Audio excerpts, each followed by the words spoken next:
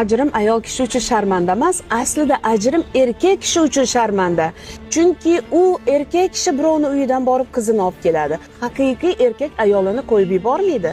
Haqiqiy erkakdan ayol ketmaydi hech qachon. Ayol ajrimga kelgan ekan, birdaniga kelmaydi u. Qandaydir etaplarni bosib o'tgan holatda uni hislari, tuyg'ulari, ayollik energiyasi va hokazo o'ziga kerakli quvvatni erkagidan ola olmagandan keyin ayol kishi har doim ajrimga qaror beradi. Ayol ojiza, mardlik erkakka xos. Biz xato qilib qo'yishimiz mumkin. Bizni tarbiyalaydigan va o'z iziga, o'z yo'liga soladigan turmush o'rtoqlarimiz bo'ladi. Qay darajada?